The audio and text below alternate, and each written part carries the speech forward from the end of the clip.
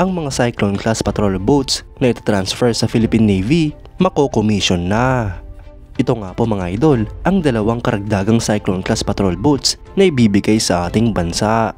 Yan ang pag-uusapan natin, pero bago yan, kung bago ka lang sa aking channel, ay huwag mong kalimutang mag-like, subscribe at hit mo na rin ang notification bell button para lagi kang updated sa mga bagong videos natin.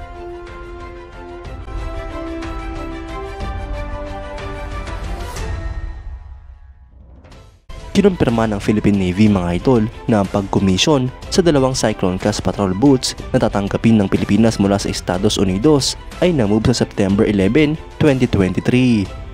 Kung matatandaan nga po natin mga idol, ang Philippine Navy ay in-schedule ang pag-commission sa dalawang barkong ito noon pang dapat August 2023 ngunit hindi ito natuloy.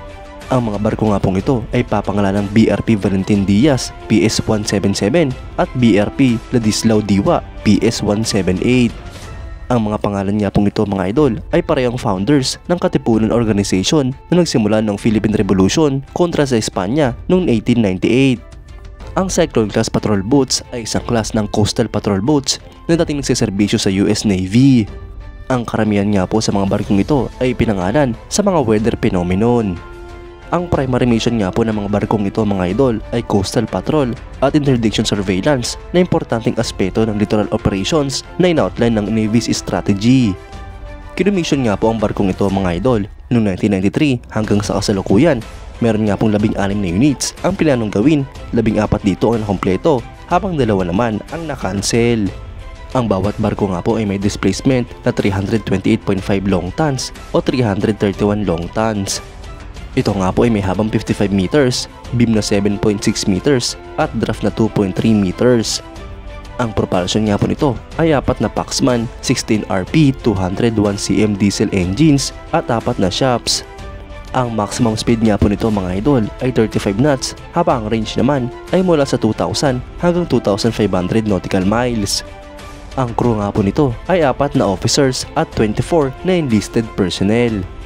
Para naman sa armament mga idol ay meron nga po itong dalawang 25mm Mk38 autocannon, dalawang 50-inch 12.7mm caliber machine guns, dalawang 40mm Mk19 automatic grenade launchers, dalawang 7.62mm M240B machine guns, 6 na FIM-92 Stinger SAMs at dalawang Mk60 quadruple BGM 176B Griffin B missile launchers.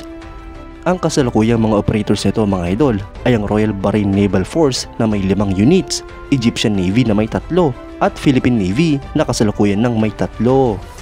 Ang unang Cyclone class patrol boat na i-transfer sa Pilipinas mga idol ay ang lead ship ng class na ito na USS Cyclone. I-transfer nga po ng US Coast Guard noong February 2000 ang USCGC Cyclone PWC-1 na transfer sa Philippine Navy noong March 2004. Sa kasalukuyan mga idol ay ito na nga po ang BRP Mariano Alvarez PS-38. Ang dalawang units pa nga pong i-transfer sa Pilipinas ay ang Monsoon at Chinook na dinikomission noong March 28, 2023 at itatransfer din sa Philippine Navy. Mga idol, magandang karagdagan nga po para sa puwersa ng Philippine Navy ang dalawang Cyclone class patrol boats na ito. Makakatulong nga po ito para sa ating bansa upang magpatrolya sa ating mga teritoryo lalong-lalo na sa West Philippine Sea. Bagamat mga segunda manong barko na nga po ito mga idol, ay malaking bagay pa rin ito para sa Philippine Navy dahil ibuboost ito ang kanilang capabilities. Ganun pa man ay hindi pa nga rin po pinapabayaan ng Philippine Navy ang modernization program projects ng AFP kaya't bumibili sila ng mga bagong assets. Alternatibong option nga lang po ito mga idol ang pag-transfer ng mga lumang barko sa Pilipinas bilang paghahanda sa mas malaking fleet na parating. Ang mga modern projects nga pong inaantay ng Philippine Navy ay ang dalawang bagong corvettes, ang 6 na offshore patrol vessels at ang posibleng 2 bagong submarines. Kayo mga idol, anong masasabi nyo? Comment down below for your thoughts and opinions. At yan nga lang po pag-uusapan natin ngayon mga idol. Maraming salamat sa panonood. Huwag nyo rin kalimutang mag-like at subscribe bilang suporta sa ating channel. Mabuhay kayo mga idol!